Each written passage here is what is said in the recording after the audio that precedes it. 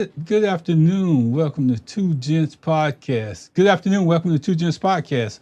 Me and Pastor A.F. Riggins on the air today. We're sitting here waiting on BG. BG will probably show up if he got something going on.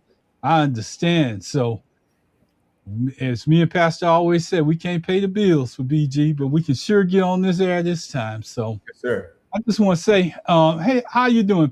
Go ahead and finish what you're doing. I fully understand. Yeah, I man. fully Hey, understand. that time of day, man. I Glad to be know. I on. know. Hey, Ron, glad to be on tonight, man. Excited about being on tonight. A couple of things happened in the Supreme Court today. We'll talk about that. Of course, I have my essay I wrote. I know you did. I know you did. I had to. I tell them about it in a little bit. I'm gonna show them the original version of it, and then I'm gonna tell you. Byron said it best last week. What did Byron say? Don't challenge Pastor Riggins or nothing because he gonna show up and show out. Shoot, I got an 18 pages or something I was looking at. I said by the time he get through everything that he's doing, this show gonna be over with. So Yeah. I still had it up. I wanted to show you. I condensed it down, and I just want to give y'all an example of what Pastor Riggins doing when he says he's gonna do something. I'm gonna show it to you. I gotta get my computer up, but I'm gonna show it to you. I gotta get my other computer up because I want this. I at least want to show y'all how much work Pastor Riggins put into this before we get to it. But I'm waiting to sign in. So Pastor, as I looked at it, I'm gonna be honest with you. That's the only way I know how to be is honest. I didn't fully understand what you were saying during the show, during the last show. But neither one of us was 100% right, and neither one of us was 100% wrong. We couldn't disprove one another, but what we tried to do, I have to put my face over here. So what we tried to do was come up with today. Pastor Regan said, "I'm gonna show you, Ron, that I'm telling you that what I say is true, and what he was saying was true." It was a poster that he had read, and what they told him. I'm gonna let him tell you in just a minute, but I got BG texting me in the background. Pastor, while I'm talking and trying to get this together, can you send Byron Glass the link that you got on with? Yes, sir. I definitely will. Yes, sir. Thank you. Okay, well. I just want to say, and he can hear me while I'm doing this. He can hear me while I'm doing this. So I'll be honest, I didn't fully understand until I made a chart of my own. What I realized, Byron's here now. I got it. BG. Yes, sir. The big showdown. What's going on? What's going on, man? All I was right. having Pastor Riggins text you in the background what the link was, and I'm having my eye feeling like it's about to pop out of my head. So, Oh, that's right. Riggins supposed to give a history lesson tonight, right? You already I sent it to you earlier. You didn't get it? It's in your email, Byron. I It's already got a in copy of the it. email, man. I sent it to your email. Byron's 18 pages strong. What I'm talking about, bro, is that you said this on national audience, so you got to teach a lesson to the national audience, bro. Yeah, and I'm gonna give him a chance to teach it, but see, I had to break it down, Byron, because his lesson was 18 pages long. I mean, it was top to bottom, no space in between. I was like, golly, Pastor, I can't. So I took it and made a chart of it, but I'm trying to get it to show up right now so you can see what the work that Pastor Riggins. I gotta change my mouse right quick. I'm gonna show you, Byron. Let me see if I can show it. I gotta get my. I see you, Byron. I see you showing out. If you want a good one, you want a good one, AL. That's what you need. I see them showing out over there, talking about what people need and stuff like that. All right. But that's not the screen I want to show y'all. This is the screen I want to show y'all. This one. You had it up. You had it up for a second. I know I did. I saw my name on it. Hey, Rick, you remember years ago Ron will be saying, Big Simp, I see you out there. Mm-hmm. Yeah. A lot of good memories, man. A lot of good memories from Simp, May he man. rest in peace. Big Amazing. Simp. Yeah, I miss Simp. I really do miss Simp. I'll be honest with you. Big I'm gonna Simp. bring myself up. It's a big picture. I'm Hey, trying to Rick, figure. I was trying. while we sitting there talking, Mm-hmm. just make sure you realize that in a 5-4 ruling, birthright citizenship is still natural. Yes, sir. Yes, sir. Make We're gonna sure talk about it. But see, you saw your boy Clarence Thomas came back with some dumb shit, and then Judge Jackson came back and corrected him for talking out of both sides of his mouth. Yep. All he is a Sambo. Yeah. Oh, Sambo. Yeah, he named it. Uncle Tom is not is really was on the outside of Sambo, wasn't Sambo was the lowest of the lowest. Yeah. Clarence Thomas is a porch monkey, man. So this is an example of what Pastor Regan sent me. I'm gonna show you. If he want me to stop at any time, I'm gonna stroll through this. I will stop. But No, this is an example of what Pastor. Huh? Just keep on going. I'm gonna give him a summary. Okay. Because I promised an essay, I did an essay. You did? And you see, I have my sources too. I saw all of that. He did name sources. He did put everything in the information like it was supposed to be, and I can't. It ain't nothing I can say. I'm gonna say what I say after he gets through, but I want to let him tell me where to stop on this because No, we're not gonna do this whole thing. See it all. I'm gonna talk about it. First of all, Okay. Ron, I wasn't trying to show you up, man. I was just trying to. One thing my grandpa taught me, and a lot of time when I'm talking with somebody and having a verbal discussion, and it turns to an argument, I'm talking about outside of the show, people get offended with me and say, "You think you know it all?" No, I said, "No, I don't. I don't know it all, but what I do know, I do know."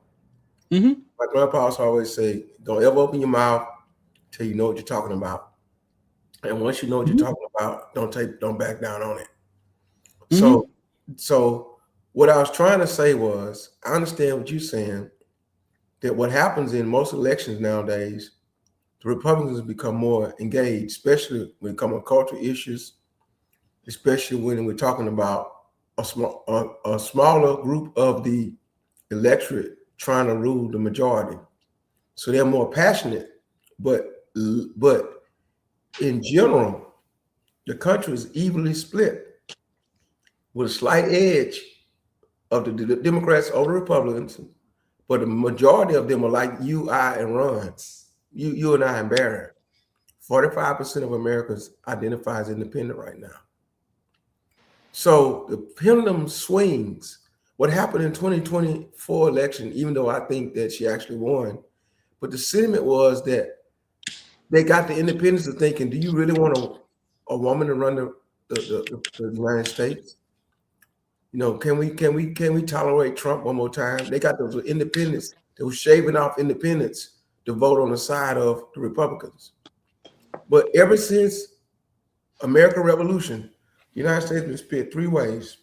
In American Revolution, I start out with saying 33% of the country were lawless. It was for Great Britain.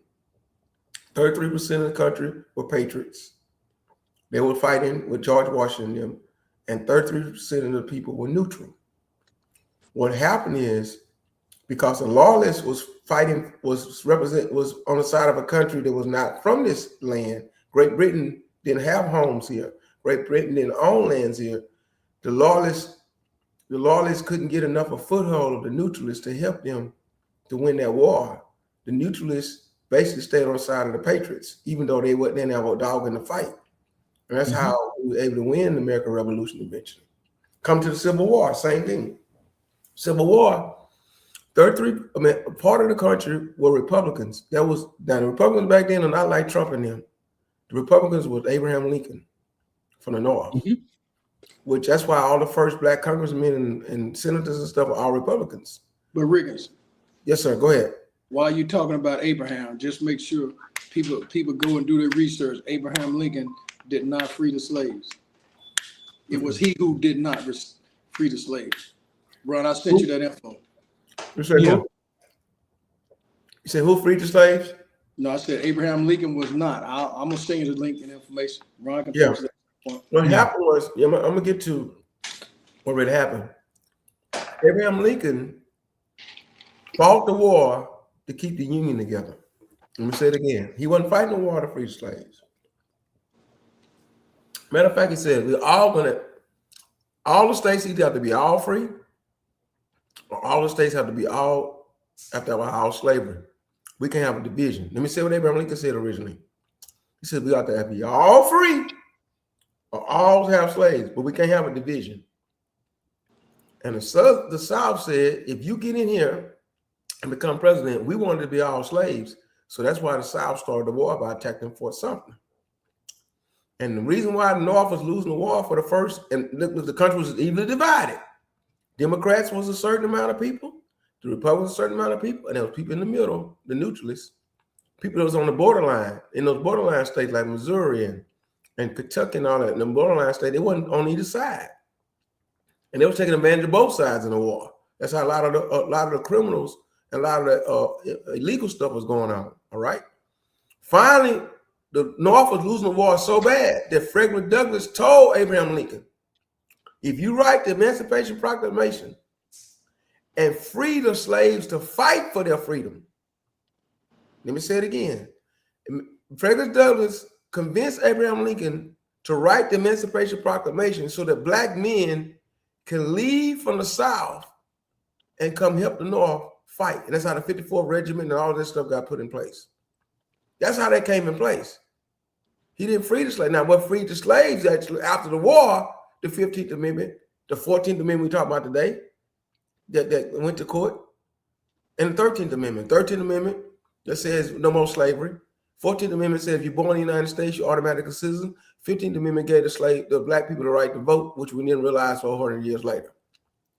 You're right. Abraham Lincoln did not free the slaves, but we give him the credit for that because he wrote the Emancipation Proclamation. Fast forward all the way to 2026. Our country is evenly divided.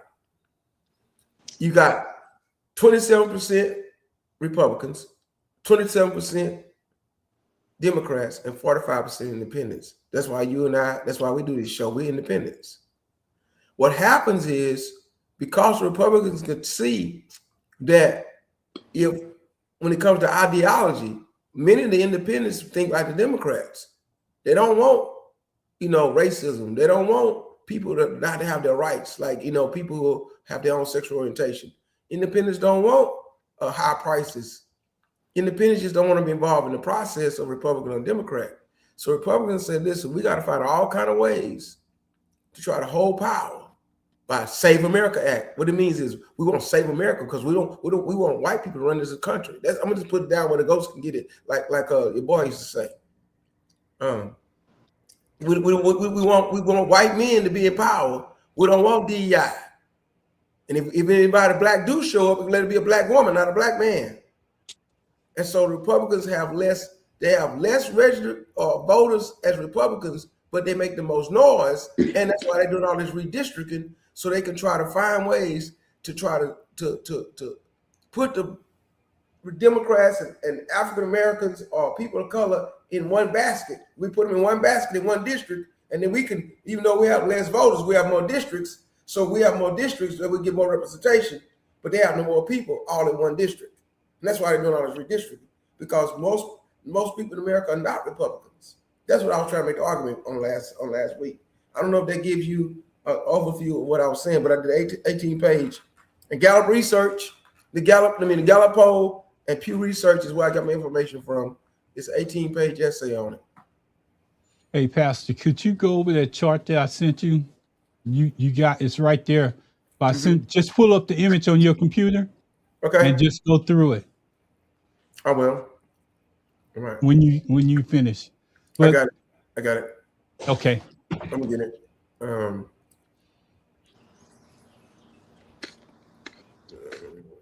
You replied back to my email with the chart. Yeah. If you want me to, I'll go through it. If No, I got it. Okay. One of the things, Byron, I will say while pastors are looking for that, yeah, you're right. Abraham Lincoln never freed the slaves. I think I did a show on that a while back. and a lot of Okay. people disagree with me. So, Pastor, if you're ready, Here's the chart. I got the chart. go ahead. He used a chart that says America's always been evenly divided. During the American Revolution, the chart says a 33% lawless, 30% neutral, 30% patriots. The rise of independent majorities. You got a chart that says 45% independent, 27% Democrat, 27% Republican. Learners leaners decide elections. Gallup poll says 20% of Americans lean Democrat, 15% of Americans lean Republican, 10% of Americans are non-leaners. You see, that's what I'm talking about. Of those independents, 20% of them are leaning toward the Democrat. Only 15% are leaning towards the Republicans. So they're evenly divided. They give the Democrats an advantage most of the time. However, this one person, see, this thing that's been going on with Trump is a personality thing. MAGA, a culture, a cult, Stephen Miller. But generally speaking, look at George W. Bush. Look at how he went down in flames. Look how John McCain couldn't beat Obama. Look how Mitt Romney couldn't do it. Look how Trump swept over the Republican Party when he came in there. Because most Americans do not lean toward him, but they lean towards his personality. They lean towards his corruption. They lean towards his racism, the MAGA. But generally speaking, Americans don't lean towards that. Also, the chart tells you about ideology shifting. That 35% of Americans was conservative, 28% were liberal, and 33% were moderate. And see, that's how Bill Clinton was able to be successful. Bill Clinton was a Democrat that was moderate. He was able to work with Newt Gingrich and those guys. Obama, people thought Obama was a little too moderate. It's why he didn't use all his capital that he had with him in the first 2 years to do a lot of sweeping change, because he calls her trying to work down the middle. Trump not trying to work down the middle. Matter of fact, he's not even trying to work to the right. He's trying to work off the chart, illegal. Today, it's something jumped in my mind. Today, we found out that for 250th anniversary, he says, I want to pardon 250 people, but it's going to cost $1 million to $2 million a person to get a pardon. Let me say it again. He wants to pardon 250 people. They'll pay him $1 million to $2 million a piece. They said, if they lose the Congress and that stuff like that happen, that's the stuff that they're coming after them for. I know we said we don't want to impeach him and all that stuff, but so when Trump gets out of office, those people have been involved in that, those lawyers are lawyering up so that they don't go to jail. And some of the big law firms pulled out of it, so we don't have no parts of that. But I digress. Generational cohorts. It shows how in the past Republicans had the biggest swing, but over time we moved from Nixon to now. Gerald Ford was supposed to be such a nice, but Jimmy Carter came in. Ronald Reagan was supposed to be such a big Republican, but coming all the way to now, the Democrats have the advantage. We just don't know how to use our advantage. That's what we're so frustrated about. We're frustrated because Democrats have the advantage, we don't use the advantage. We have the most registered voters, we just don't go vote. We have the cities, we just don't take the cities. The guy in New York is doing something with it. In Houston, we're sorry. Houston, we always like we lay back and like we don't really care. Dallas, San Antonio, El Paso, we have the votes. Los Angeles, they go do something about it. That's why Trump, just because we're in a Republican state overall in Texas, we could flip Texas if we don't be so apathetic. I close with this. Bottom line of the document. America's political landscape is changing fast. Independents now the largest and most decisive voting bloc. Leaners not pure independents ultimately decide elections. Party shifts when elections react to unpopular presidents, not love for the opposing party. So people coming against unpopular president, people are tired of Trump right now. But then if something happen that, another president gets in, we're tired of that president, no matter what his party affiliation is. The volatility explains why control of Congress and the presidency keeps flipping. True battleground is independence. Their movement determines national outcomes. America is no longer a two-party election. It's an independent election with two parties fighting over the middle. That's right. Independents, especially younger voters, now hold a balance of power and decide most elections. Thank you, Ron, for putting this chart together. Hey, you know, that's one of the things that we do, and unlike anybody else that's doing stuff like this, they don't come back and clean up whatever points they made. But Pastor just got through with his. I'm gonna go through this one because it's not even controversial. It's about facts. Mm-hmm. It's about putting together something and coming up with stuff that makes sense. And hopefully our audience understands that. What this one tells the story of poll numbers versus actual votes.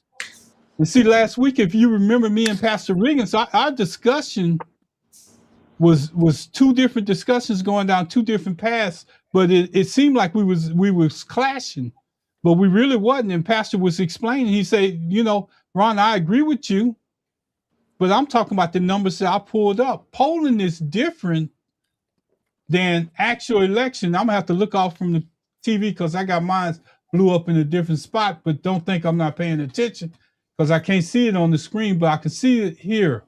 If you look at the first one, it says polling. Polling asks, how do you identify politically? Based on a sample of people. It measures opinions. It includes people who never vote. It can change, polling can change daily. But what my argument was last week was the actual election results counts every legally cast ballot based on every vote counting. It measures the action. It includes only those who voted. It cannot change after the certification goes through. It cannot change. And if you go in the second row, it says the example of the Gallup poll, party identification. If you look at this, basically what it's saying is the same thing that Pastor Riggins used last week. The numbers are just spewed just a little bit. One of them is 27% Democrats, 27% Republicans. The other one is 45% independents that's out there, which is purple. It's the same thing that Pastor Riggins was saying last week. And if you look at it, if you come across, and Byron brought up the numbers about the 24 presidential election. More than 146 million Americans voted in the 24 presidential election, the certification. Donald Trump has 77.3 million. Byron said that last week. Kamala Harris has 75.0 million. About 4 million other people didn't even vote, and that's what he was saying. I want to go down to this chart because I think it's important. Pastor Riggins started saying this last week, but it didn't carry through to the person that you're talking to right now. It says, imagine a church with 100 members. You ask every one of them what you to do. I'm sorry. You ask everyone, which choir do you belong to? It's 27 in choir A, it's 27 in choir B, and 46 that say I don't know. Now it's time to vote on buying a new bus for the church. 46 of those people who do not belong to either choir still vote within that vote. So the people that's polling still vote within their vote, but their decision doesn't come to pass till after you actually vote. And that's what Pastor Riggins was saying. So 25 people vote 45. in choir A. Go ahead. Anybody want to say something? No, you're saying 27 and then 45. Yes, sir. Then 46. Okay, yes, sir. Using the numbers. And then 25 vote with choir A. 18 vote with choir B. 3 vote for something else. The other people just don't vote. Mm-hmm. So it leaves those people out there different. So I just want to say, I want to look at this. I want to build on that. I want to build on that. Go ahead. That's what's wrong with America. Because I'm going to go as a pastor and say that's what happens too. You get in there, 25 vote, 18 vote. I'm going to mute my phone for a minute. And somebody else don't vote at all. Then we get the yellow bus instead of the green bus. And guess what? Everybody complaining about we should have got a green bus, but everybody didn't vote. Most of the people that don't vote are going to be the ones complaining. We should have got the green bus. Well, did you vote? No, I didn't want to vote. I thought y'all were going to pick the right bus. Same thing happens in the United States. Most people that don't go vote are the ones complaining, but they really wanted the green bus, but they ended up getting the yellow bus because they didn't go vote.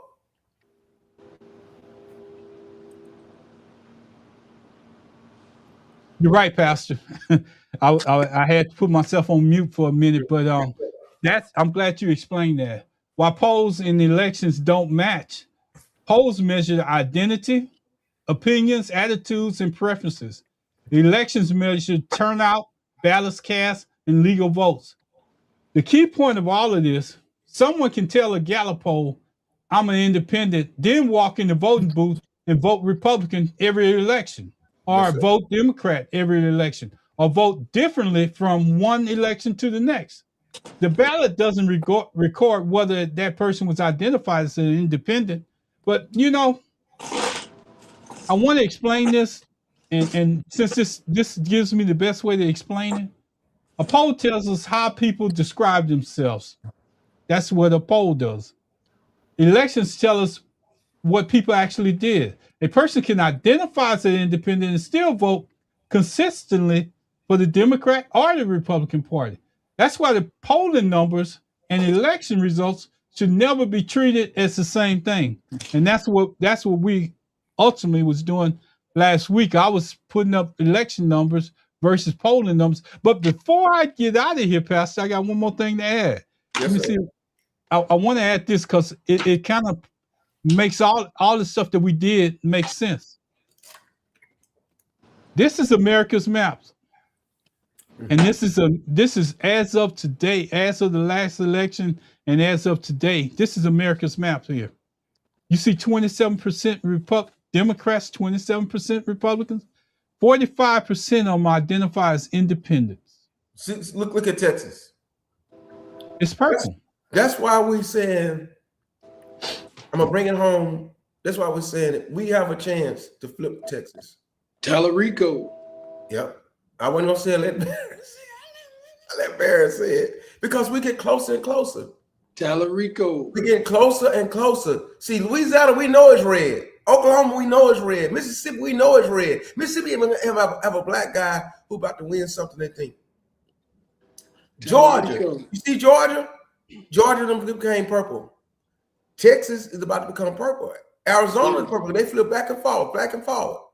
When Texas become blue, Katie barred the door. When Texas become blue, Katie barred the door. And that's why the only thing wrong with Texas is we have a no-term limit governor. And that's what's holding Texas from not becoming blue. I don't know how they ever came up with that. James Tallarico. Yes, sir. James Tallarico. Yes, sir. They dressed him up. They dressed him up. Look at the poster. He got 2 new guns. They sent him out there. I'm just saying, I'm not going to get into it with you tonight, Byron. I'm going to let you make it tonight. But I'm going to add one more thing to the stage that I got to tell y'all. I'm not as much independent no more as I was. What are you now, Ron? I'm going to show you in just a minute. And it's going to make a lot of people mad, but I got to go with what works for me. I'm gonna show you. Y'all go ahead and talk. Y'all go ahead and talk till I get this. You're Republican. I didn't say that, Pastor.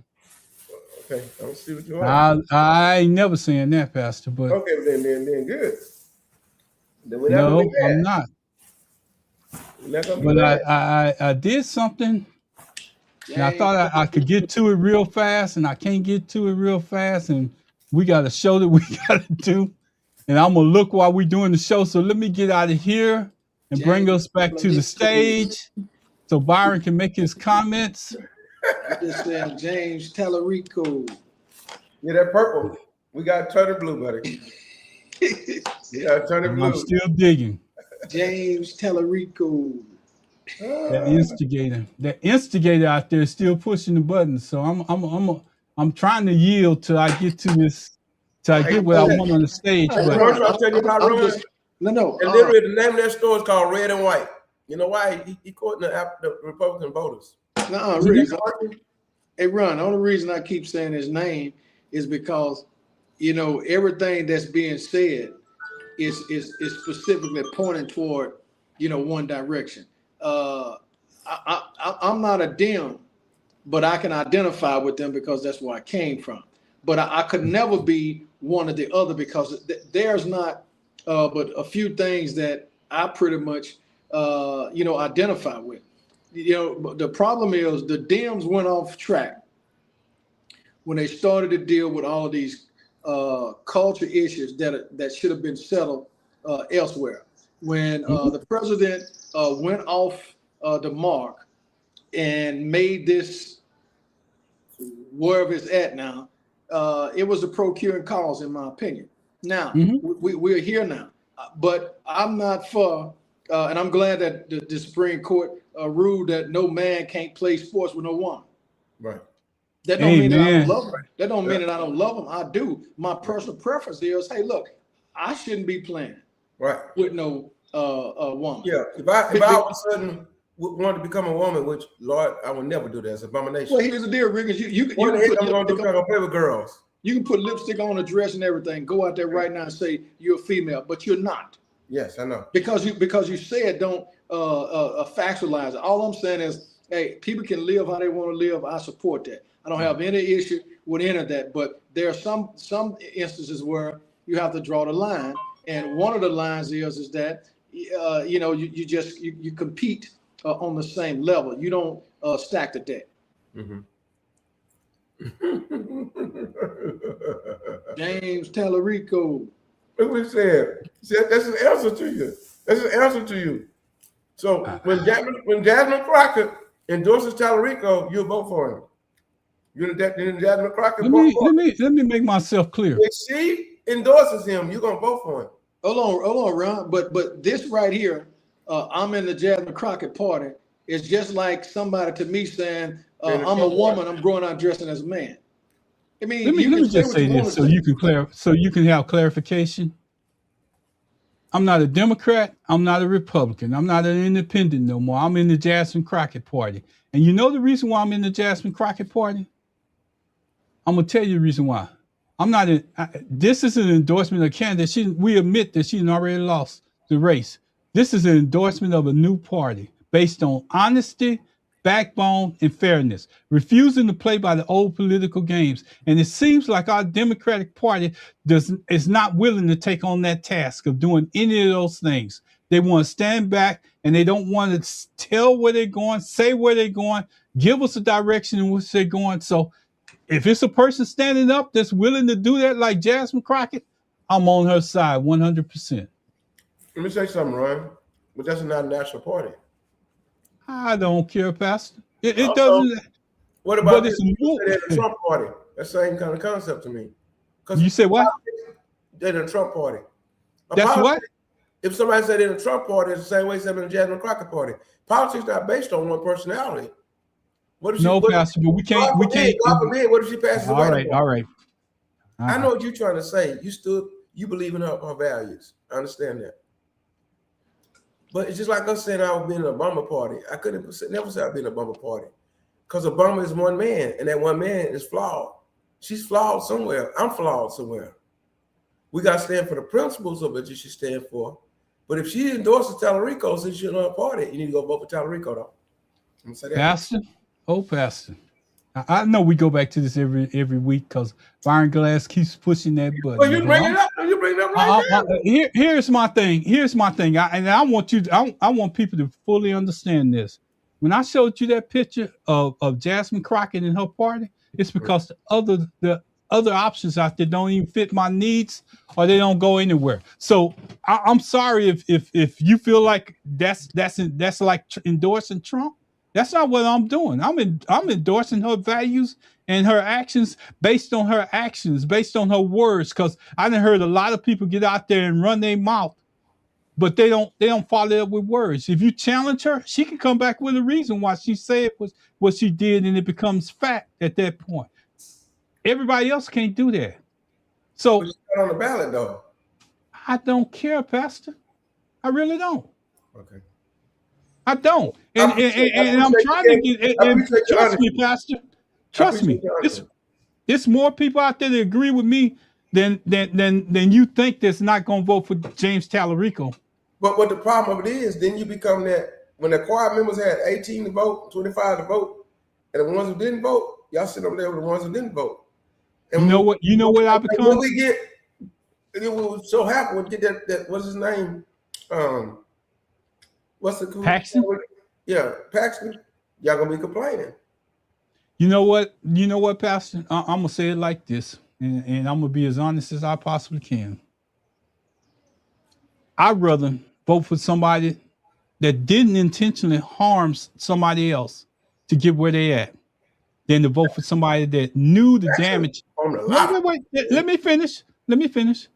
I'd rather vote for somebody that didn't damage the person that they was running against than vote for somebody that's out there that's running like a Tallarico right now. And see, the thing about Tallarico, and this is what every black person on any media is out there saying, is that now he wants the black vote. No, you didn't include the black vote when you first ran. So why you wanted to come back and support you just because of the party that you in? I can't go with that. Now let me say something, Ron. And this, you're not gonna like what I'm about to say. Oh. Even though I don't agree with what he did, but in the primaries in Texas, because we don't go out there and vote, and the white Democrats do, he didn't need the black vote to win that primary. I'm not saying it's wrong. I'm not saying it's right, but he didn't need it. He won without it. That's the sad part about it. If we were a voting bloc, if we were voting for primaries, if we was involved and engaged like we're supposed to be, he would have had to have our vote because we'd have been out there voting for Jasmine. See, we didn't vote for Jasmine Crockett like we should. We didn't vote for Jasmine Crockett. That's what happened. So he didn't need our vote because we didn't give her enough votes. I'm sorry to say that. I mean, that's the reality of it. Now, I'm sorry it happened that way. That's sad. Can I say something to that? Sure. That's the number that's what they say to you in order for you to say that James Tallarico is better. But I'm gonna tell you, if you look at the number of black people that voted, Jasmine had majority of the black votes in any area that she was in. If James, just take Tallarico out the picture altogether, because he should have never been on there with her anyway. Yeah. Who would have won? Who would be our elected official right now? If the Democratic Party wouldn't have put a media machine in place, who would have been our representative right now? Crockett. But let me tell you what happened. How it went down. No, Riggins. It's contradictory because we're saying that it wasn't enough votes to get her over the hurdle. So if it was a head-to-head race, she still would have lost.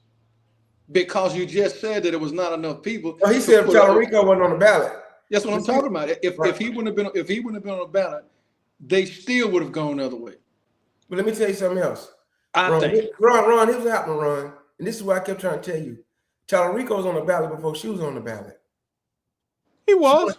She only got on the ballot once the Supreme Court ruled that they could redistrict, and she wasn't they couldn't run for Congress no more. That's when she got on the. That's the sad part about it. He was on the ballot already. So Riggins, are you saying that she only ran because she was losing a seat trying to gain another? That's what I kept saying from the beginning. So Ron, let me put some information on top of that. Do you agree with that? Huh? Do you agree with that? Oh, I agree that she came in the race later. But here's what I'm gonna say, and I'm gonna add to what y'all just got through saying. Even though she came in the race later, she was a nationally known candidate. Nobody knew who James Tallarico was before he got in this race with Jasmine Crockett. Nobody. But now, Texas, am I wrong, Pastor?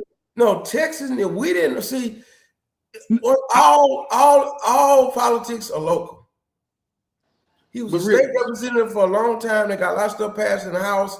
For the Democrats. He didn't get nothing passed in the House. They got a record of him not passing anything. He voted to help something else pass. He never voted. He never initiated anything. He voted on other bills that came into the House. So he lied. So he lied on his commercials. Riggins. What did he bring? What did he introduce? Riggins. He said lower healthcare costs. That's something else that somebody else introduced into the Congress that he just voted on as a Democrat. Riggins. Keep on going. Riggins, what was the guy's name? I can't think of it now. He's deceased now. That was in Chicago when Barack ran against him. Bobby Rush. Bobby Rush. I mean, now I'm using that example as Tallarico and Crockett. I mean, to me, elections are about strategy. Okay, if I'm trying to get over the hurdle from the primary to the general, I'm gonna focus on those that's gonna get me out of the primary to the general. Sometimes people may be excluded not because of the classic definition or textbook definition of an exclusion, but you have a focus. I'm not taking up for Tallarico, and I'm not going against her. I'm just kind of putting it out there so people can draw their own conclusion. I think what has happened has happened. And where you at now, it's either you for it or you against it. Okay, and whatever way anybody follow, not Ron, me or whoever, because I'm contemplating now. Here I'm a no party. I couldn't even vote for the candidate unless I told the person who I was going into the ballot in the election thing what I was a Democrat. It's none of your damn business what I'm voting for. First of all, so I went in. I just voted for the amendments. I didn't vote on either candidate. So now coming up in a general election, when I go in, I can vote for whoever I want to vote for. But it should not have happened that way. But again, this was classic control of Louisiana politics to get the number and the outcome that they want to get. It's about statistical data. It's about controlling the narrative. And like you said earlier, the 45, 47%, those who can make the change are often the ones who sit on the sideline. And then can't vote in the primaries. Independents can't vote in the primaries. That's the first problem, Ron. Independents can't vote in the primary. I could not legally vote for Jasmine Crockett in the primary. I'm registered independent. Now, in the general, you can. So your statement that you made earlier kind of comes into play too, because if more people declared themselves an independent like you, they couldn't have voted for Jasmine Crockett anyway. So her votes she got the best that she could, right, out of the votes that she had. But there was still more than anybody in the Republican Party based on what she had going. But here's where I differ, Pastor. Here's where I differ. It wasn't a general election yet, though. But here's where I differ, Pastor, and I'm going to tell you where I differ. I differ because somebody had to bring this candidate up past her. Somebody had to come in and say, you know what? We got to bring him up to Jasmine Crockett. It was a machine that came into place. She got on there. Okay. He was on he didn't have nothing behind him until she jumped in the race. It was gonna be James Tallarico, and that was it. But when she jumped into the race, somebody came in behind him and used the force like Chuck Brocher, which normally runs national campaigns, and brought him up to her level. But if she would have just Tallarico would already had it though. No, he didn't. No, if she would have been on there, he had nobody to run against. Let's bring the adults back in the conversation. No matter what we're talking about here, ain't gonna change the outcome. Nothing. The question is based on where we at. What's gonna take place to get over the hurdle? And whether Ron Riggins or whoever gonna vote for Tallarico, gonna vote for Paxson, none of this is really being conducted. It's not enlightening and informative. It's taking an individual position. Again, I tease Ron about that. He can vote who he want to vote for. That's his decision. Okay. But at the end of the day, if you talking the talk, you gotta walk the walk. If you're walking the walk, you got to talk the talk. So whatever decision he decides, and he can justify that to anybody. I mean, that's the position you take. And, I just think we're not, I mean, the facts are there. He's the nominee. The question is, if you're going to vote for him, fine. If you're not, then if you don't vote for him, the question is, do you remain with the same people that's complaining? I don't know that. If I don't vote for him, I don't have a right to complain. But I kind of disagree with that. Just because I don't say nothing, just because I don't say nothing in my house, and there's an issue with my daughter, don't mean that I don't have a right to be upset that she made a mistake. Because you're from this country, number one, you're from that state. So even though you choosing not to, I don't think that diminish your voice and say, well, you still can't complain, because what affect the other person is affecting you. If it's I think you have a right to complain. When I say I don't have a right to complain, I want to clear that up because I'm glad you brought that up. I don't have a right to complain about anything that Ken Paxton do if I don't vote for him. Now, anybody else out there, I have a right to say what I want to say, but I can't in my being a father of two girls.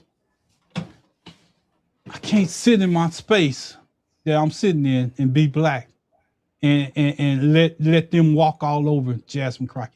I just can't do it. And that's exactly what they did. They made a plan, and Pastor, I'm gonna tell you how passionate I am about this, so you understand. Every time we bring up the election with Kamala Harris, you bring up that I'm convinced that there was votes that wasn't counted. I'm just as passionate about Jasmine Crockett because that's the way I see our young black kids trying to be like her, trying to understand her struggle. You got to add to Riggins though. He's still willing to put that aside and go for the greater good. Well, that's him. I can't do it. Well, I pray that you can be able to arrive at that at some point, brother. Because I thought I was able to do it. It's a bigger picture. I thought I was able to do it. I can't do it. I think she has a second act in or somewhere. This is what I'm thinking. Can I say this, Ron? Let's think of it this way, and I'm gonna leave it alone. I'm not gonna bring up no more until you bring it back up. And I can guy in that gray suit next to you. Hold on. And let me tell you, I can guarantee you, after this conversation, it won't ever be brought up by Barron ever again. Not even in a joking manner. Here's what I think, Ron. Let's say Tellerico turns the state blue. It opens up more lanes, more opportunity for her to get back in there and run for something else. If the state stays red, they keep on chiseling down and holding us out, which will hold her out more. See, think of it as if Tellerico wins and Texas goes from red, purple to blue, then he could be a forerunner, like John the Baptist, a forerunner for Jesus, or like somebody else laid the foundation for her to build upon.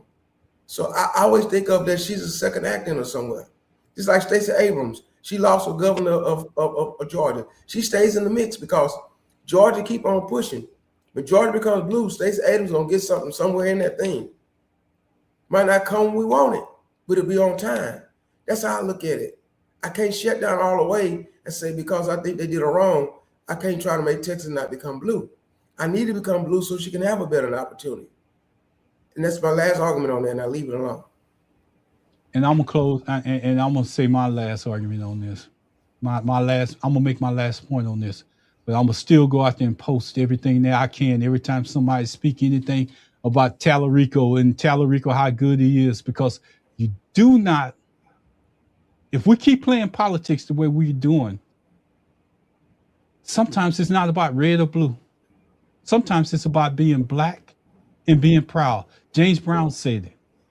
We don't always have to run behind somebody to let them go in first and then we come in because they open up the door for us. No, that's not the way it was.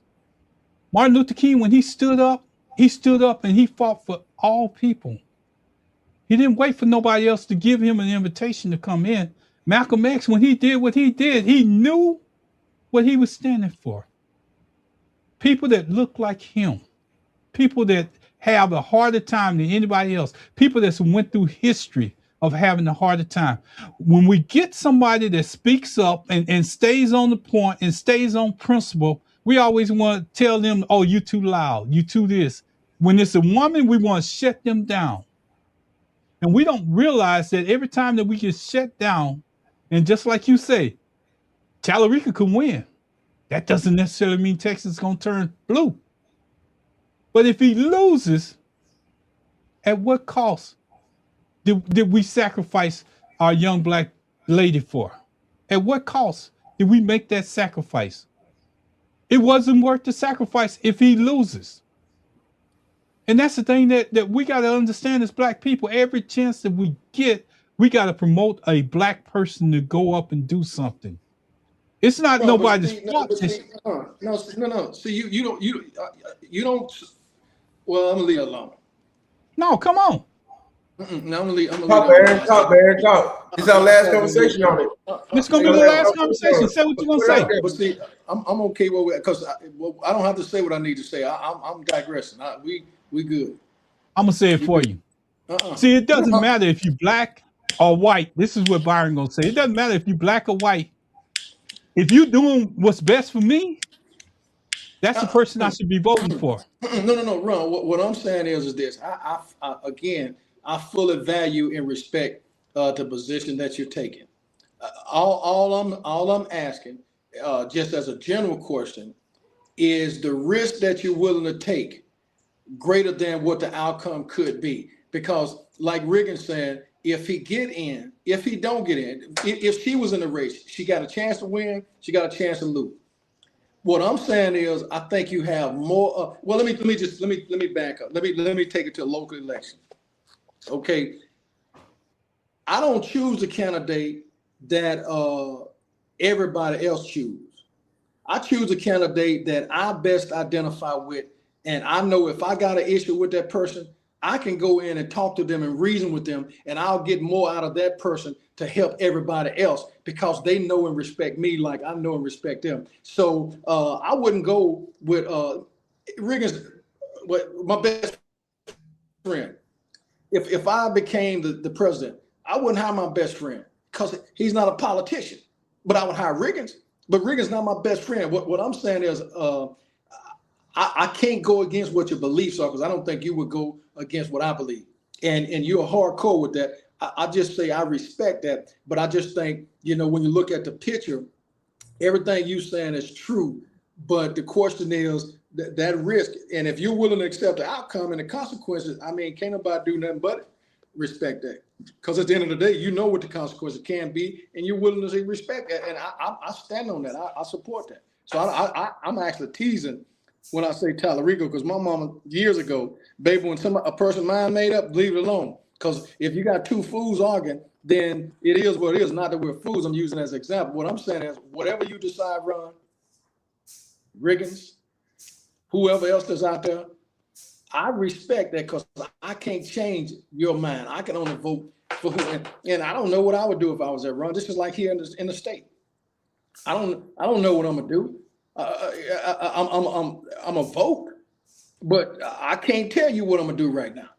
I know one candidate is severely flawed, and I could never support that person. The other person looks like me, but I got more experience than him. Should I hold that against him? I don't know, but I gotta come to some conclusion. Yeah, I'm just saying, and I'm gonna always stick to this. Oh, I think when I start going against my own people, I start a problem. I'm not saying that they're perfect. I'm not saying that they don't have flaws, but I'm not gonna let you misuse one of them and abuse them by setting up a machine to put your candidate above them, and then don't expect nobody to talk about it. They did that with Harris.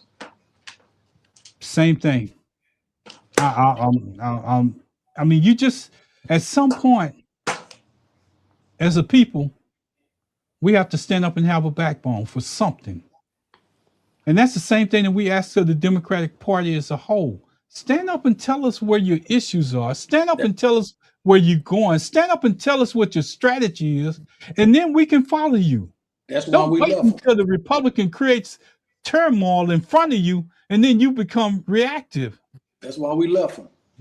And that's the reason why that's the reason why when I stand up here and when I sit here in my space and I'm in my space on this show, I'm saying at some point we have to stand up for our people. If they wrong, we call them wrong. If they right, we call them right. But if they didn't do anything to offend you and the system beats them, we have to stand up for those people too. Let me say something. That's the last time I'm gonna bring it up. I'm good. Y'all know where I stand, and you're gonna know where I stand on Facebook. And any remarks I make, you're gonna know where I stand. But let me say something. You just hit a part on. Today, Supreme Court ruled 6-3. And when Kavanaugh trying to say that Yes, he said it was wrong, but it's only wrong because it's a federal law, and so we need to go back and let the Congress decide about the 14th Amendment, which they already decided in the 1860s. So they're saying technically 5-4. Guess who got up on the microphones? Republicans. Trump and what's his name? Johnson. What's his name out of the Mike Johnson, all them? Oh yeah, we're gonna try to get the Congress to go in and make them change the 14th Amendment. But first of all, you gotta first have both houses. 2/3. Two-thirds, and then after having 2/3 of the house, you got all the states got to come in and vote on that too. Congress on something like that amendment, you got to vote. Not only do they have to own it in Congress, the states got to turn around and ratify that. So y'all just blowing smoke. But while they blowing smoke, what the Democrats doing? Yay, yay. No, not time to yay. You should be out there saying the same thing.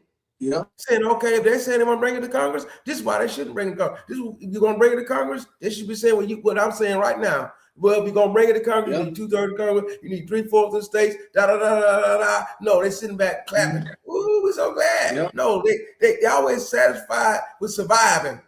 Yeah. They're never proactive, never doing anything. That's what Ron is talking about. That's what we are. That's why we're not part of it. That's why we're independents. Because they do stupid stuff. They should have grabbed a microphone too. Mike Johnson got a microphone growling. Like he's just a lapdog for Trump, growling, which means you just racist as everything. In other words, Stephen Miller put the thing, Has Jeffries made a formal statement? I ain't seen no formal statement by him nor Schumer. I haven't seen any formal statement. They're just happy that they didn't overturn it. No, you should be up there saying, first of all, this should have been 9-0. Should have been a question. And by the way, Clarence Thomas, you are not who you say you are. You born in of slave sons of sharecroppers, and acting like you be one of the first one that shipped back to Africa. I'll be saying all that stuff. That's why real people that really can do things are not really in the political seat sometimes, because we don't have a filter. Jasmine Crockett doesn't have a filter. She will say that kind of stuff. Right. But a lot of people are not going to. So even if you got to say measure. You know why, Pastor? You know why they're not going to say it? You want me to tell you the reason why? Right. It was a comment earlier today that you know how I am. I get in my space and I go off, but it's a commenter that said something earlier today that kind of got to. This is what they said. They said this must be a white person that listened to KTRH in Houston. They was talking about me because I posted my thing that I posted on their page. It was talking about James Tallarico. So to keep the argument down, I just posted it. And I was like, you want to fit us into a box. And we're supposed to agree with it. And the only reason why I'm saying that is because when you mention Haywood Jeffries, and most of those Haywood Jeffries represent a lot of Democrats. Akeem Jeffries, thank you. Akeem Jeffries represents a lot of those Democrats in the northeast corner of the United States. And I'm just going to tell you the reason why is because a lot of them take money from many different PACs that's out there. Mm-hmm. And they can't afford to lose that money in their races up there. And so they're totally different. And that's what they assume is going on down south. But down south, we have to take everything that we can get. We have to eat every piece of scrap that comes off the table to make a difference just for us. But up there, they live the life of luxury. And it's two different areas of politics. Let me say something else, man. Another thing that the Supreme Court passed today, they took all the constraints off political spending now. So exactly what you said is now it's going to be 10 times, 100 times worse. Now everybody can give however much money they want to give to whoever they want to give, because they claim it's the First Amendment right to put your money behind whoever you want to put your money behind. So now all bets are off. Elections are being bought. And That's what you're saying. Whoever buying you, whoever's backing you with the money, is who you're going to make sure you don't keep that money coming in your coffer. You're not going to scream too loud. You're not going to say something out of hand. And that's why I don't run for politics, because nobody going to buy me. And you just made I'll take made a money, good point. I'm gonna speak my mind and say, if you don't like what I said, don't give me no money next time. But I'll find somebody else to give me some money. Let me say it again. If I was in politics and you gave me $1 million and I got up there and said what you didn't want me to say, I'm gonna say, too bad, you spent your money. Buyer's remorse. Don't give it to me next time. Somebody else will.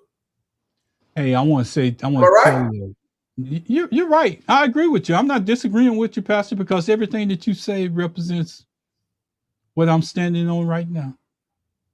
Because what you just said is that politics can be bought. And what happened in the past was it had a way to be constrained and then passed on. What you're saying right now, what they passed the laws is that it ain't no limits on how much money you can spend, how much. So all those attack ads that's out there, Byron, take this real quick. If you can read it, Pastor. That's the lady that's Dare Search. Dare to Search. I've never been so confused on voting than I am today. I don't know who is who, and now these lefties are coming in. Do you have any suggestions of where the Democrats are going? But you know, she talking about the people in New York. Mandurin brought in a lot of extreme people from the left, but all Mandurin is doing this. He's saying to Trump, "You think you from New York, and you think you ran New York, and you think in New York you don't want me to win as a mayor of New York? I'm gonna bring in some people in New York that's gonna be totally opposite of everything MAGA is." He's trying to swing them all the way back the other way. That's all he's doing. Yeah, the tent is just getting larger in size because of conversation like this. No, the Dems have no platform. They have no solid foundation. They have no message. Like Regan said, if you really want to convince the people, rather than celebrating, jumping up and down like cheerleaders, you should be out here. Okay, here's where we're going. This has been settled now. Here's where we're going. What are we going to do with immigration? What are we going to do with crossing the border? What are we going to do to protect those people? Because everybody that's coming over ain't necessarily enemies, but everybody that is, some of them that's coming over here. So you can't just blanket say everybody should just be coming over. No, everybody should be coming over. There should be a pathway.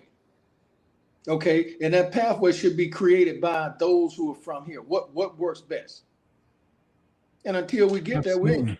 But Mandami, I don't think he's so far extreme. Now, if he were to get, if anybody from that extreme left would get as extreme as those on the right, I'm not supporting you either. Right. Because right is right, wrong is wrong. But what I was telling what I did learn today, Riggins, and I said to hell with it. I saw a lot of comments out on the election Saturday. No matter what, one guy said the worst Republican is better than the best Republican. So what they saying is this. Wait. Say it again. The worst Republican is better than the best Republican. The worst Republican is better than the best Democrat. Okay. Okay. So vote red no matter what. So that means that even if the person is flawed like Trump, they're still going to vote for him. So it's no, let's sit down at the table and try to make amends. No. So my thing from that is this. I'm not supporting nothing that you have for any reason. Because we're trying to be logical. We're trying to play checkers. They playing chess. They don't give a damn. They want power and they won't do whatever they can do. So if that means us putting our worst person in there, even if they're a rapist, which has been determined as of today. Am I correct, Riggins? Yes, sir. A rapist. Matter of fact, the Supreme Court also upheld that Trump got to pay E.G. and Carroll the $500 million. And the $500 million is based on the fact the judge said he raped her. Let me say $5 million. $5 million. I'm sorry. Yeah. $5 million. The same Supreme Court that he put in office, 3 of them, right? They ruled that he must pay E.G. Carroll $5 million for raping her. They know he's a rapist. You know, You know what gets me, and Byron was saying it earlier, and you just completed what Byron was saying, and what gets me at this point, Byron and Pastor Riggins, is this. Byron said that they will vote Republican regardless of whatever is out there. No matter They what. will vote Republican against their own best interests. Yep. They will vote Republican. Doesn't matter if the person over there is willing to give them a crumb and they got DM behind their name or they black, they will vote Republican. But then they're the Regardless. first ones to complain when stuff starts going wrong, when they're not getting what they had and all the rest of the stuff that's lining up that comes to them naturally. You voted Republican. How do you expect to get the same stuff when Republicans want smaller government? They put that responsibility on the states. So the states don't have any chance to get extra money coming from the federal government because what the Republicans are telling them, we want smaller government. We're not going to subsidize the state. But you need that subsidy to survive. You need that hospital to be close within your community. You need them food stamps that you're getting. You need every assistance that you can get, but you are stand in that ballot box and vote against your best interest. Ron, let me bring it back together where we start off today. What Barron is saying is the Republicans will vote Republican no matter what. Not Democrats and independents. Republicans will vote Republican no matter how bad it is. The sad part about it, Democrats will not vote. Let me say it again. It's split 27-27. 45 in the middle, independents. The independents going to go out there and try to boast up and vote on the Democratic side. But if only 18% or 20% of the Democrats vote, no matter how many independents come over there, we get outnumbered by the Republicans, even though they have the less numbers. Because we're not getting out there to vote Democrat no matter what. Yeah. That's what we're saying. That's what's going on. Republicans don't vote, even though they have the smaller numbers. Because independents lean toward the Democrat. They don't lean toward Republicans. But the Democrats will stay home, don't want to vote, don't want to get involved. Republicans going to vote all the way to the end. I don't care if the man hanging off naked off the stage was looking like a fool, they're going to vote for him. Democrats trying to make somebody qualify to vote for him. Yep. Don't go out there. And then Republicans take control and then everybody's hurting. You know what? I agree with you, Pastor. Ain't nothing I can say to that. But also in that neutral poll, there's some Republicans over there. They don't give a hoot about what's going on, but they still voting the same way. Mm-hmm. They still voting the same way, and we can't call out one without calling out the other one. Because they saying they've been inbred, taught, no matter what, always vote this way, no matter what, no matter what, no matter what. We've been taught apologize, try to get it fixed, try to work it out, try to meet in the middle. Man, them folk ain't trying to meet you in the middle. Look what she's talking about. Trying to get close. Tuberville. They were saying Tuberville don't live in Alabama. She said, I'm in Alabama. They spent big money for Tuberville, who lives in Florida, but running here. His actual legal resident is a Florida resident. He owned property in Alabama, so he's running for senator of Alabama. You know, that. I think, what is it, senator again, or he's running for something, senator or governor. He's not legal in Alabama. Yeah, and the only thing that I can say to that, Pastor, is we got to put the stopgap in place in November. I know, and I said I'm not going to say about it. I'm not going to say anything, but senator, running for senator. She said running for senator. No, Rick, I just thought of something.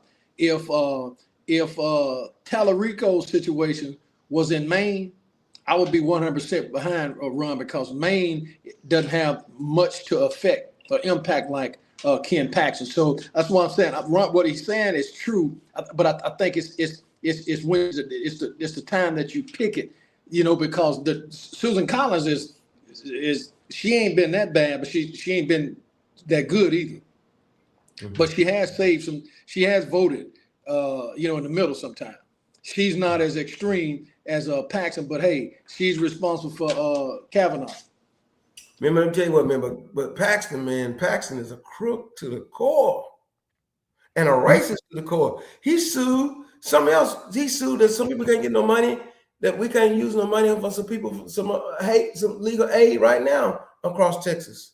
Everywhere you turn around, even in Harris County, people getting a $500 vouchers, he cut all that out. Everywhere he turns, he's trying to find a ways. He's like Trump, he's like Stephen Miller. He does not care about anybody of color, no immigrants, no, he don't care about women, anything like that. He's an good old boy, redneck, white man, got to be in control, racist guy trying to become the senator for Texas. Got a comment. Go ahead. Said that Tuberville running for governor because he is already a senator. Now he's run for governor. Yeah. But he don't even live in Alabama. But they'll make a rule. Mm-hmm. Somebody needs to take that to court. Yeah. And pursue it. But here's the thing, Pastor. Ken Paxton, I agree with you. He's not good for government. But he has so much in common with Trump. Mm-hmm. He has so much in common with Trump. And here again, it goes back to that one thing that I was talking about earlier, what we've been talking about. They vote against their best interests. Yes, sir. They need all the help. They need more than we need. But they vote against their best interests.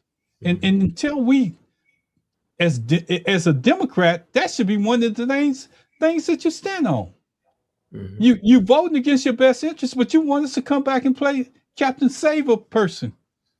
You want to come in and say, I didn't know I was voting for Trump. I didn't know he was going to do that to me. It's too late then. Mm-hmm. If you don't do your research, if you don't figure out what's in your best interest in your area, it's too late to come back and say, I'm sorry. Oops, I'm sorry. Mm-hmm. That's what majority of the white farmers are saying right now. Oh, I'm sorry. I didn't know. Do your research. Find out who does the best for you. Come on, Pastor. Yeah, Trump said today about affordability is not important. That's why I go to sleep on it. What I want to Save America Act. In the Save America Act, he's trying to say if we don't get that passed where he can control the voting, America's not going to be saved. What he's saying, in other words, code word is white people won't be in control no more. He's calling America lily white. Save America Act means we want America to stay lily white, in control and power. When everybody else second-class citizens. We can't save America if we don't take out, but all elections are state operated, not federal operated. So he wants to try to make it become federal operated with the Save America Act. It's not going to work. Then he turned around today, because let me tell you something, he's never been able to negotiate nothing. That's how he lost Atlantic City. He lost Las Vegas. He lost casinos. He lost everything he ever had. Same thing with the war in Iran. He makes a presumed memorandum of understanding for a treaty, and guess what? The fighting has increased and spread to Kuwait and Bahrain and everywhere else. Got worse. The fighting got worse instead of get better because he cannot win. He's a loser. The order of a deal is to put on a show and never follow up with it. So he sits down on the microphone about tell the gas stations, y'all better bring down these gas prices. What? You can't do that. How you gonna say like you're a king? I make an order. Y'all better bring down these gas prices. No, you got us in the water. Shouldn't even be in the water. That's why we're in the trouble we're in. You know what, Pastor? I'm gonna agree with you on that because one of the things that I found out today. Let me answer this thing. All Trumpers are together doing the local seats. Down to the local seats. Yeah, all the way down to the local seats, you're saying. Okay, down to the local seats. And I agree with you. You're 100% right. But here's what I want to comment on, Pastor, what you just got through saying. Trump does think that he's a king. Trump does have this big ego, so to speak. But I sit there today and I went out of my way because I was listening to Mark Rubio respond to questions that was given to him as the Secretary of State. And Mark Rubio was performing so much better than Trump. I could understand the direction in which he was going. I could understand the questions and how he answered them so much better than Trump. It wasn't about me, me, me, me, me. And you know what the question I asked after I got through seeing that? I said, how long Trump gonna keep him in this cabinet? Because he got more attention and he answered the questions like they were being asked. He didn't call nobody out of his name. He didn't get frustrated, and they tried to push him. And I just said then, how long is the king gonna let him stay? Because he ain't gonna stay long if he keep having interviews like that. It's another comment out there. He's a basic rebellion. That's during the American Revolution, right? The American Revolution. The farmers rose up because they were hurting because of the economic decisions being made. At that time, the First Continental Congress was making decisions trying to pay for the war that was hurting everybody. And that's how we had to have put together the government we had, because they couldn't run the country. It was weak. In effect, they had the Articles of Confederation. That's what made them write the Constitution, because of the fact that the people the people were suffering because of them trying to pay for the war after the fact. And what she's saying is we need to be able to rise up and tell Trump this war is hurting us economically, and so we need to come out the war. That's yeah. But the other part to what you just got through saying is this: it's hurting us. Yeah. But you know who winning in all of this? Those big companies that they got to make all the missiles and all that stuff that they just shot at that country and all the rest of that, airplanes and all of that. They're winning. Oh, yeah. Their stocks are going up. So the military complex of America. Yeah, they're going up. They're winning all the way through. And Trump and them doing some inside trading behind them stocks too. That's coming out too. You know, I agree with you. Yeah. If he not, one of his kids is.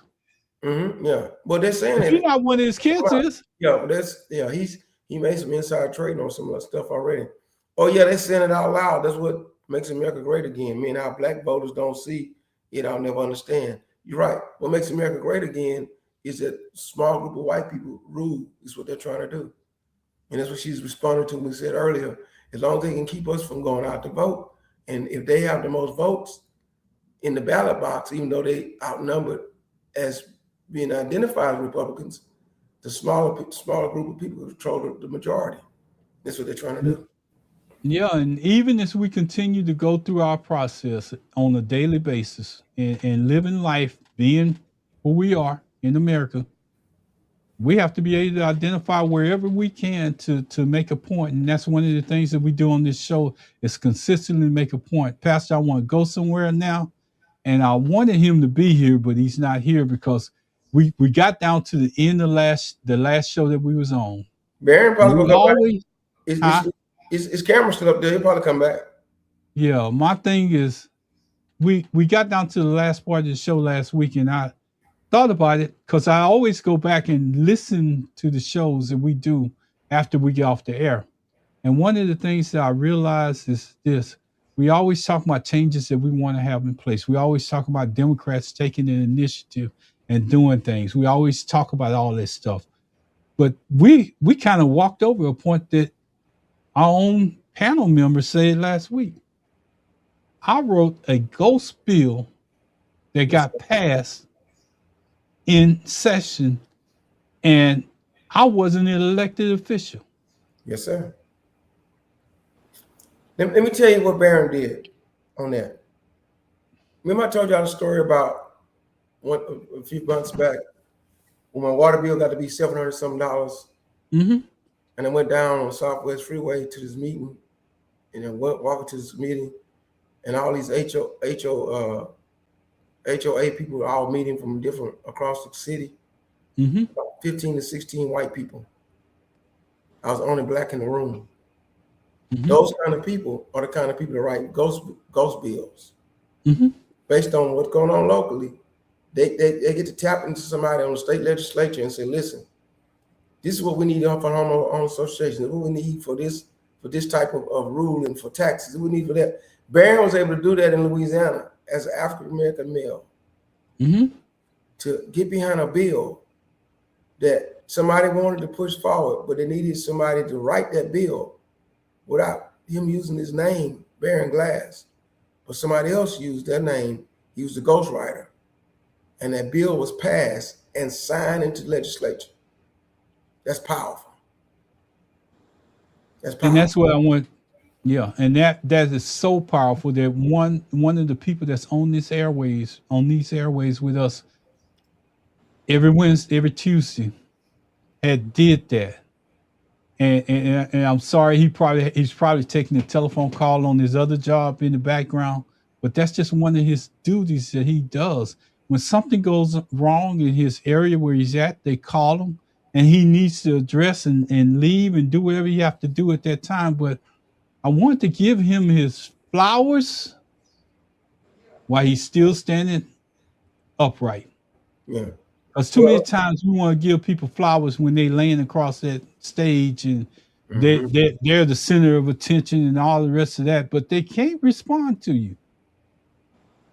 So we need to start giving those flowers where they do, when they upright and erect and can respond to what you're saying. And even relatives, even Pastor Riggins, I sometimes compliment him off the air and let him know, hey, man, I really appreciate what you're doing. I know what you're doing. I know the battles that you fight, but you have to give those flowers while a person can respond, or else it's just useless. When they give you that time to come up there doing the funeral, I know Pastor know more about this than I do, and everybody get up there and they want to talk and, oh, he was my friend and he did this and he did that. And you know, I'm going to sure miss him, or I'm going to sure miss her. It's too late because that person cannot take in what you're saying at that time. That vessel or that body or that spirit has already moved on to where they're going with this. Believe it or not, when that still casket is up there and that body's in it, that's for the people sitting in the audience. That's not for that person that's in that coffin. They didn't serve their time. But the only way that you can give them that respect and give them the flowers is that you have to tell them when they upright, got through smoking a cigar. Hey, Ron. Hey, Baron. Yes, sir.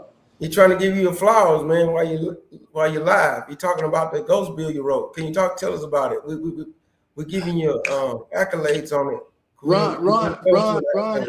Ron doing good. No, so we want to hear tell us about the details of what it is, Riggins. Y'all have heard me say many times that my mom always said, don't just get to know the salesman in the store, get to know the owner, because it's going to come a time when you need something done and the salesman not going to be able to do it. You got to go to the owner. Well, my particular company had been having some issues with, certain elements of the law. And when you're dealing with the law, there's always roadblocks. So what I did, my lawyer had kept, just, and I, want to give up, but I'm not a giving up type person at all. So I said, you know what? I can write as good as anybody out there on the planet. So got in contact with one of my partners, a good friend, and he's a good friend of mine. He's a state rep. So I wrote him and told him what the situation was and told him that no company can stay in business when they're providing all of the services and never getting paid from the client. So what it was, I wrote him. He said, well, Baron, put it on paper and let me look at it. So I stayed up one night and, a lot of people sleep. But even as a kid, I've always been the one when everybody else sleeping, I'm trying to figure out what it is I need to do to beat you, especially if we're in competition.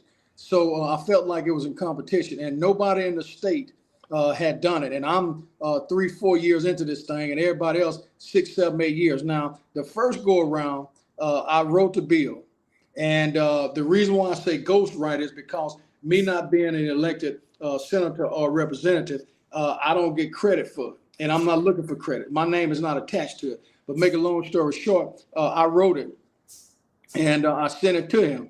He said, okay, Baron, let me get with the House lawyers and we'll put this in the format that we need to put it in. So they put in the format, they sent it back to me. What changes do you want to make? If you want to add or whatever. So there was no changes made other than a time frame, which is the time frame the law gives the individual 15 days to respond. Otherwise, if they don't respond, it's a judgment by default. So the bill was put up, and there was some opposition. So he called me back and said, we got a few people that's in opposition. They want to know if you're willing to change some of these parameters. I said, well, under the normal circumstances, I'd be willing to change the parameters. But if I change the parameters, I'm going to be back to square one, which is nothing. So I'm not trying to stay at nothing. I'm trying to go a little bit forward. Make a long story short, I keep saying that because I'm trying to condense this down because there's a lot involved.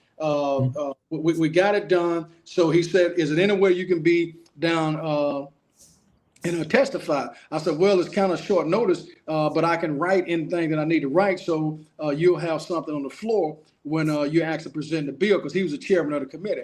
So I did what I needed to do, sent it to him. It came out of the House with whatever opposition. It was voted on unanimous. Unanimous. Okay, then it went from the House side to the Senate side. Of course, Riggins, you know, Ron, you know, when you go from one side to the other, you still got other people, other personalities, other thought process. You got to go through that. So they ended up agreeing with whatever took place. There was only 4 that didn't show up out of the committee, so it passed there. As a result, it went to the full House, the full Senate. It passed on the House floor Thursday before last. The governor signed. It goes into effect August the 1st of 2026. And I think I may have sent you guys a copy of the bill itself. But again, sometimes, Rick, and like you said, you don't have to be the person to get it done.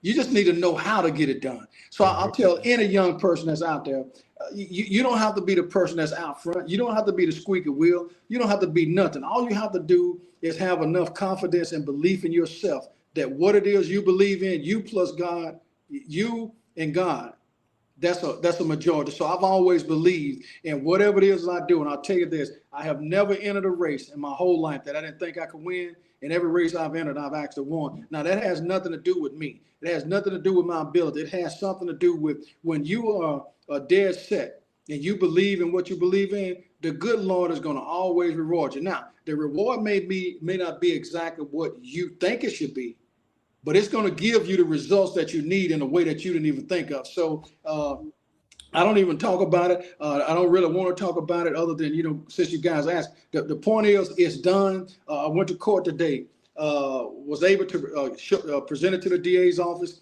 the judge's office, and let them see what's coming down. I already have my forms ready. So all I got to do when August 1 hit, whoever's out there as a client of mine, that have not done what they needed to do, I'm ready to submit. I'm ready to submit. I'm ready to submit and run. Make a long story short, and I'll be done. When I went today, the judge that's there is probably the most sternest judge. But guess what, Riggins? When I walk in, the guy has nothing but respect for me because I go in professional. I speak to them professional. I have the same jargon that they have. I know everything that they're doing. It's nothing new to me because what I decided a long time ago was this. I'm gonna know a little bit about everything. So when people started talking, I can engage in that conversation. I can learn as the conversation goes. But I learned, Ron, over the 34 years of being elected, that the best tool you have is right here. It's listening. If you do more listening than talking, you can be successful. So yes, the bill passed. Me and several of my buddies. Now, the several buddies, 6, 7, 8. Now I've seen the pictures of it. They didn't look like me, but they were happy for me. You see what I'm saying? So that they wasn't jealous. They weren't envious. They were happy that this happened because they saw and had seen all the effort and the time that had been put in this. So sometimes we can't discount other people because you think they ain't for you. Most of the time they for you, just don't give them the chance to show it to you. So congratulations to us brothers, because all of this is inspired by what we do here each and every month, Tuesday night, with sacrificing, with no endorsements, no commercials, no nothing, money coming out of individuals' pockets. So I'm proud. Let me say something. 2 things he said. You see, he likes to know a little bit about everything. And that's one of the things I've always tried to learn in life. Mhm. You do that now, people tell you think you know everything. No, I don't think I know Mhm. everything. Right.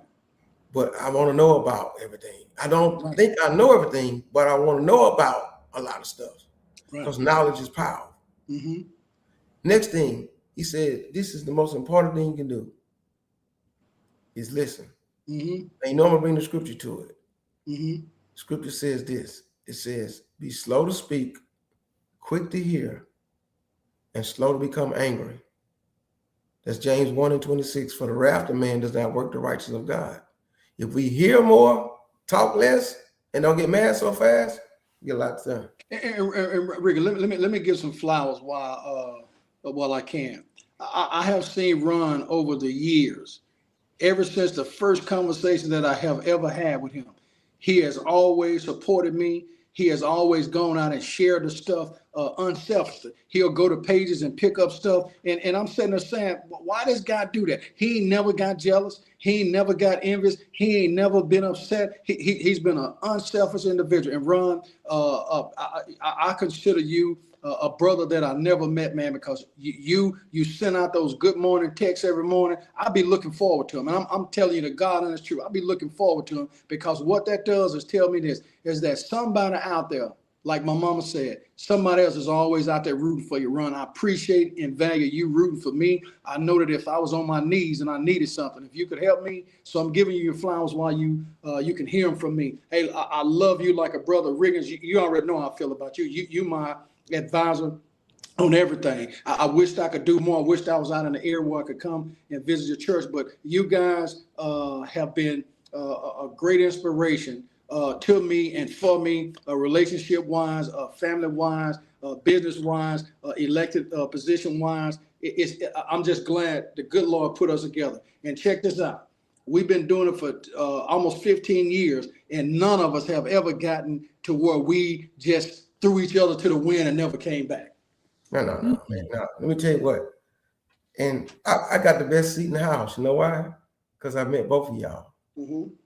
I got the best seat in the house. I love that because I met Baron knew me before I knew Baron. Baron knew me before I knew Baron. I mean, I didn't know Baron in college like that. He knew me because I was doing the things I was doing, and I was out there like a spotlight. Like, you know what I'm saying? I put myself out there, but I was not from the area. Right. So I didn't know the people there. I just was doing what I thought was right. NAACP, all this kind of stuff, getting involved doing Jesus rallies. Riggins, you was different. You was different. You Right. was Bible study. I had 3 Bible studies going on. Yeah. People was watching me and I didn't know. People was calling me L7 Square and all that. I never knew Barry. I knew when I met him in 2010, I knew his face. Mm-hmm. That was one of them guys that was in that NAACP meeting that day. Barry said, man, I know who you are. You did this and this. We went to school together. You know, I know your cousin, all this kind of stuff. What? Mm-hmm. And man, we jumped on Facebook, started communicating. And it was 2010, by 2012, Obama was running again. Mm-hmm. We started linking up about that Obama run against Mitt Romney. And next thing you knew, he said, look at this guy, Waco, whatever y'all call it. Waco State Forward. Waco State Trail Ride. Yeah, right. And when Ron was on that side. And next thing I knew, Ron, I was coming on to the show.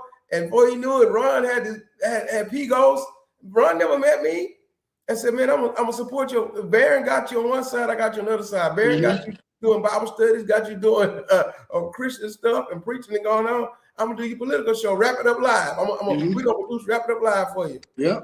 And you know, and unfortunately I met Ron because his mother-in-law passed. You know, am I right? And that's how I met him. And actually seeing each other. Yeah, actually seeing each other. We knew each other long before that. Right. He said, Pastor, will you come? And we met in person. And that's how I know now. And so I'm blessed to know both of y'all personally because of that. And so when y'all came back when started this YouTube thing, we hadn't been together for 3 or 4 years. And I was telling a friend of mine, I said, I gotta go. These guys, we did this when it was before the pandemic. Yeah. We did it all the way through Blog Talk Radio. And so man, I'm just blessed to be back with you. Look, you know what? Positive D talk about your bow tie, Baron. She don't know you've been wearing bow ties. I remember back in the day, you showing us how to tie a bow tie. From a lit kid. Remember, he can take a bow tie, he can take a regular tie. Baron can take a regular tie and make it to a bow tie. Before I make my comment, I want to get all these comments on the stage out of the Go way. ahead. So Go ahead, Ron. Go ahead. here's The lady said congratulations. She enjoyed the conversation. Congratulations, Baron. Thank you. I love the way you guys agree to disagree. Yep, because we will disagree. Just like Ron and I, we worked it out though. What I said, I came with the essay, and then we was able to see clearly what we was both saying. Thank you, Ron. Positively says. Thank you, Ron. Love. And Ron, thank all of them for having enough time to set aside to come on and support us, because just seeing a person out there is enlightenment enough for me to realize that if you can just get one, Ron, if you can just get one, you've done your job. You know, one of the things that I want to say, and I just happened to look up in the comments. I just looked up. Let me see what D talking about before I get started, because D are coming. She meant shirt, Pastor, or something. The white shirt, not what she said. Okay. Oh no, she's talking about the white shirt for Byron. Baron got a white shirt, so the bow tie saying. Yeah. That's what she was saying. Then he got on matching pin tops. I don't know how he do that. Oh yeah, Baron do all the way, man. He be talking about me and my blazers and all that. But you got to go a long way to pick up a Baron. No. That's correct.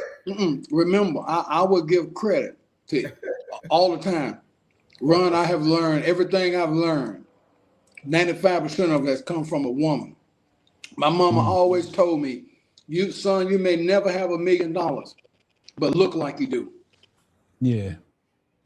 And I got my mama taught me how to dress too. That's right. Since 9th grade in high school, every Friday I dressed up. Right. And I turn back. I mean, I dress down more now than I'm older. Man, shoot, I got to go to work.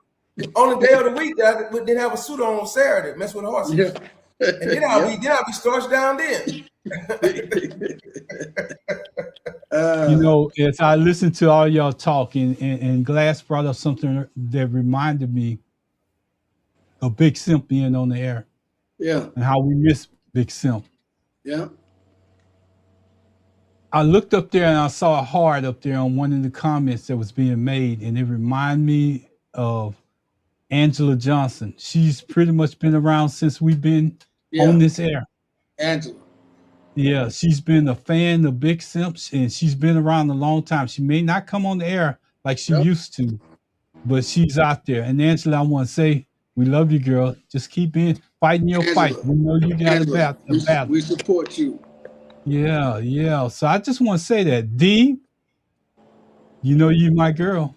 You Positive D. The first person to ever that I've heard before all these commercials and all the rest of this stuff, D was talking about HIV. Yeah.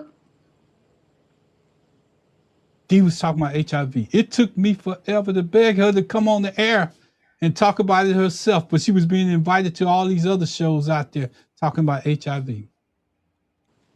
We done had so much going on these airways. Me, Byron Glass, and Pastor Riggins. Byron said sometimes we was up 7 days a week, and I can't leave out our sister, Rihanna. Yeah. Rihanna was listening to us. She was helping running shows. She got so good. I didn't even have to show up some days because she was handling Pastor Riggins behind the stage, handling Glass behind the stage. And we did so much in such a short time that it deserves recognition. When I see Byron Glass, I see inspiration. But most of the people don't know I never laid eyes on Byron Glass. Never met the person. Yeah. When I first met Pastor Riggins, I had never laid eyes on him. Positively D, I had never laid eyes on her before I talked to her. All these people, Darrell Gardner, had never laid eyes on him. And he came down to a trail ride. Gus Trent, if you go out there and look at all the people I'm talking about now, even Dr. Shirley McKellar had never laid eyes on until we went up to who? Brandon Johnson. Brandon Johnson. You're absolutely right. Never laid eyes on Brandon. Brandon passed away during COVID. Yeah, Yeah. what was the professor's name, Ron? Dr. Riche Renee or something? I know who you're talking about, Yeah. but just think about this. This lady was a doctorate. She had a doctorate. Oh, Dr. Shirley McKellar? There's No, not another that. one.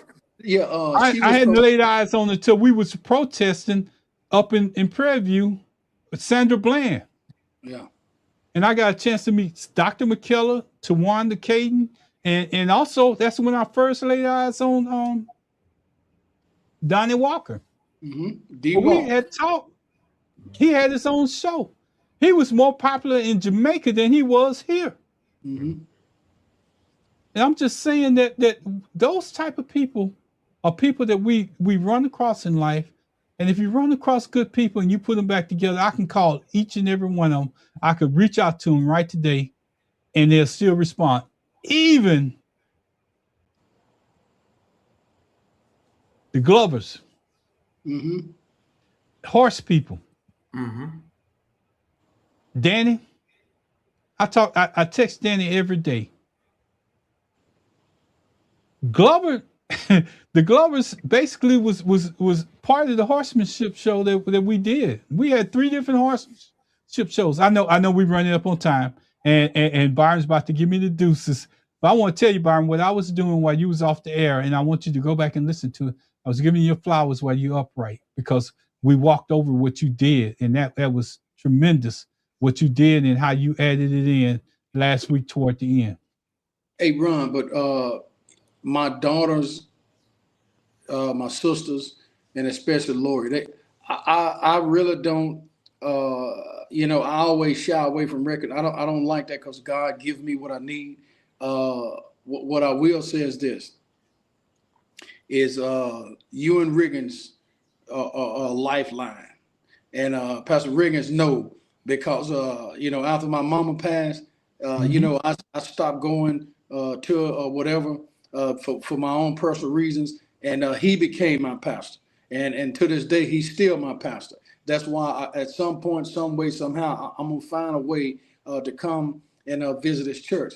And I know that money is always a good thing. And at some point, I'm gonna surprise it because it's just out of the goodness and the kindness of the heart to let y'all know that. I mean, it's not going without without vain. So, Riggins, appreciate you, buddy. Ron, are you ready to close this thing out?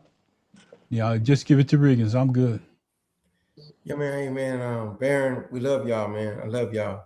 Baron, I was going to try to make it up there next Tuesday, but they changed up the convention that in Shreveport. They went to Zoom. They couldn't get enough to come in person. Okay. And my cousin that ended up in Arkansas in the hospital. I don't know if she's out yet.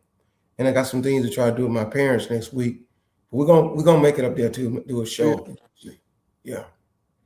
We're gonna make it up there to do a show. Close us out, Riggins. Yes, sir, I will. Hey, tomorrow night, if you're willing and able, you come to Facebook Live to Aquila Fennell Riggins, because I'll be simulcasting with my Zoom with United Covenant Hope Church of God and Sugarland Church of God, our Bible study. We start at 7:00 p.m. on our Zoom, and then we go 7:05 live on Facebook Live once all our members get on Zoom, and we're studying the book of Matthew. Look here, we're down around the 22nd and 23rd chapter of Matthew. When we get to that 24th chapter of Matthew, in a couple of weeks, everybody need to really come on in. It's about what's going on right now, the signs of time, the end of the world.